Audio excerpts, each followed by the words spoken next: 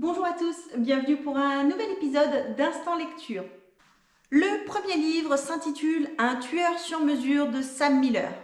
Il s'agit d'un roman policier qui se déroule à Belfast, en Irlande, et le point de départ de cette histoire, c'est le braquage d'une banque et le vol de l'argent de quelqu'un de très susceptible et de très méchant. J'ai eu du mal à rentrer dans cette histoire, déjà parce que le vocabulaire est assez grossier. Je suis plutôt tolérante, mais là, c'était un peu trop à mon goût. Ensuite, car les personnages sont vraiment trop stéréotypés, ils ressemblent à un de ces mauvais polars, ou non, j'exagère, mais de tous ces films policiers pour lesquels il y a des stéréotypes. Vous avez le gentil flic, le flic corrompu, les voyous et le très grand méchant. Ça m'a vraiment donné l'impression d'être dans une sorte de salade composée d'un thriller policier. Arrivé au premier tiers du livre, je me suis clairement posé la question de savoir si je continuerais ou pas de lire ce bouquin. J'aime pas abandonner en pleine lecture, alors j'ai continué, mais j'ai franchement pas pris un énorme plaisir à lire ce roman-là. Comment est-ce que j'ai choisi ce bouquin? Tout simplement en lisant la biographie de l'auteur.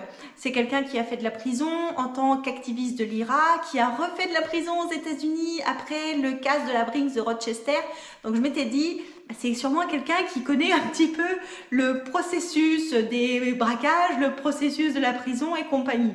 Avec un tel CV, je m'étais dit que l'histoire, elle était forcément trépidante. Échec. Si certains d'entre vous ont lu ce livre, je suis vraiment curieuse. Est-ce que vous l'avez apprécié? Est-ce que vous avez trouvé que ça faisait cliché ou pas du tout cliché?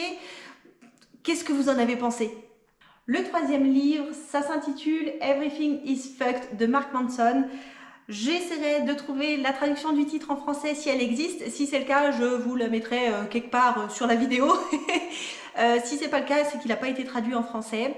C'est le genre d'ouvrage que vous n'allez pas trouver dans tous les épisodes d'Instant Lecture, tout simplement parce que c'est un essai philosophique.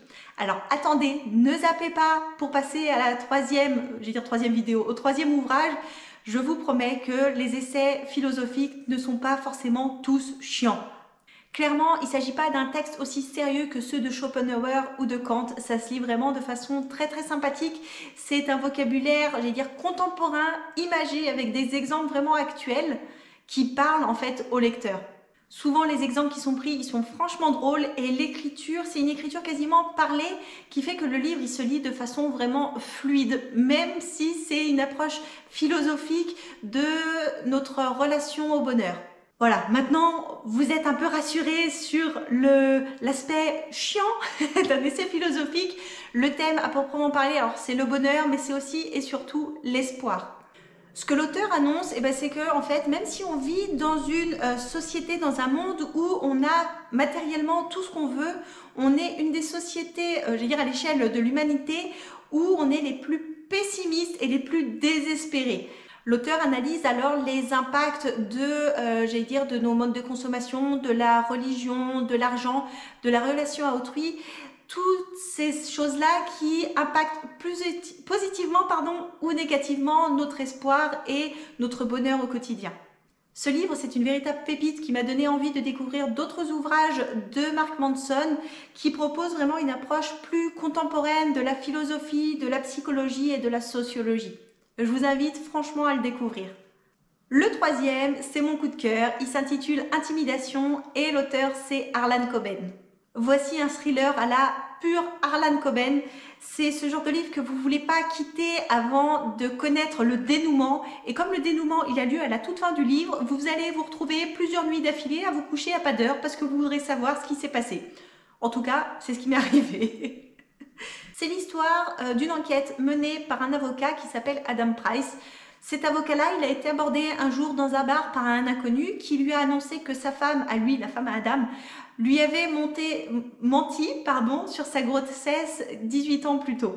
Les détails de l'histoire sont vraiment trop précis pour qu'il s'agisse simplement d'un mythomane, donc Adam Price se retrouve à mener l'enquête pour essayer de démêler le vrai du faux de cette énigme. Tout ça pendant que sa femme disparaît des radars soudainement en lui disant qu'elle a besoin de temps pour réfléchir.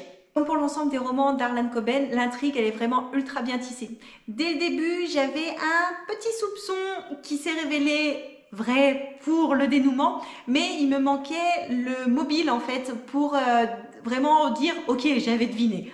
Clairement, si vous trouvez le mobile avant la fin du livre, je vous tire mon chapeau parce que il est vraiment étonnant. Amateur de thriller, de suspense, ce livre, il est clairement fait pour vous, je vous le recommande à 200%. Quatrième livre. La clé de votre énergie de Natacha Calestrem, si je ne me trompe pas sur son nom. Je m'attendais à lire un livre qui traiterait de la fatigue et des moyens pour remonter notre niveau d'énergie. Ça, c'est ce à quoi je m'attendais, c'est pas ce que j'ai découvert. Le titre, il me paraissait clair, la quatrième de couverture avec le résumé me paraissait parlant. Pour moi, il n'y avait aucun doute de ce qui allait m'attendre une fois que j'allais ouvrir le livre là. Alors oui, effectivement, ce livre parle d'énergie, mais d'une façon ésotérique à 3000%. J'exagère un tout petit peu, mais globalement, l'autrice nous explique que si on attrape un rhume, c'est pas parce qu'on a chopé un virus ou un coup de froid ou je ne sais quoi, c'est tout simplement parce qu'on a subi un choc psychologique en étant enfant. J'exagère, mais pas tant. Promis. Très sérieusement, elle nous explique que la taille de notre nez ou la forme de nos oreilles traduit notre caractère de façon sûre et certaine. Ça m'embête un peu de dire ça, mais j'ai eu l'impression de lire un ramassis de bêtises ésotériques. Je me suis accrochée sur plusieurs chapitres en me disant que j'allais enfin tomber sur quelque chose de concret et de scientifiquement recevable pour mon esprit très cartésien. Je me suis accrochée et j'ai lâché. Peine perdue, hein. Vraiment, j'ai abandonné environ au quart du livre. Par rapport au livre dont on parlait au début sur Belfast, où je me suis posé la question d'arrêter, là j'ai vraiment abandonné et ça faisait très longtemps que j'avais pas baissé les bras face à un bouquin. Voilà qui est fait. Alors je sais pas si c'est parce que j'ai un esprit trop cartésien pour ce genre d'hypothèse. Toujours est-il que j'ai jugé que ce livre ne valait pas l'énergie dépensée pour le lire. Désolée, il faut que ça arrive. J'ai pas accroché du tout. Le cinquième et dernier livre de cet épisode d'Instant Lecture, c'est Et soudain tout change de Gilles Le Gardinier.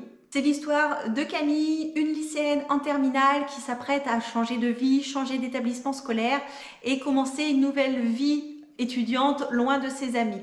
Entre histoire d'amour, révision du bac, prof horripilant ou attachant, on retrouve un petit peu tous ces éléments qui ont fait notre adolescence. Sauf que l'annonce de la maladie incurable de sa meilleure amie va venir chambouler toute cette dernière année d'enfance, si on peut appeler la terminale encore la dernière année d'enfance. L'histoire racontée à la première personne du singulier et elle est sympa, mais sans plus. Il y a quelques réflexions, j'allais dire plutôt marrantes, qui viennent émailler d'autres aspects un peu plus philosophiques où l'auteur se pose la question de notre, par exemple, de notre rapport à la mort, de notre rapport avec les amis, avec la famille et compagnie. C'est un roman qui se lit bien. L'écriture de Gilles Le Gardinier, elle est toujours vraiment très sympathique. Par contre, j'ai trouvé assez particulier de mélanger ces aspects d'humour avec vraiment des aspects très sombres. Pour moi, ça donne un peu l'idée d'un mélange d'huile dans de l'eau, ça prend pas.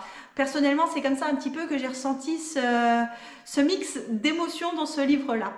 J'ai lu déjà des livres de Le Gardinier qui étaient vraiment hilarants ou qui amenaient vraiment à réfléchir. Là, personnellement, c'est pas mon préféré. Mais après, voilà, il en faut pour tous les goûts, pour toutes les couleurs. Ça se lit vraiment très facilement, mine de rien. Ça permet le soir de passer une demi-heure, une heure tranquillement au lit sans trop se prendre la tête. Voilà pour ce nouvel épisode d'Instant Lecture. J'espère qu'il vous a plu, qu'il vous a donné envie de sortir des livres de votre bibliothèque ou de votre médiathèque municipale. Si vous avez des conseils de lecture, je suis toujours preneuse avec grand plaisir. Dans tous les cas, j'espère que cette vidéo vous a plu. Pensez à la liker, à vous abonner à la chaîne, à cliquer sur la petite cloche, tout ça. Et moi, je vous dis à très bientôt. Prenez soin de vous.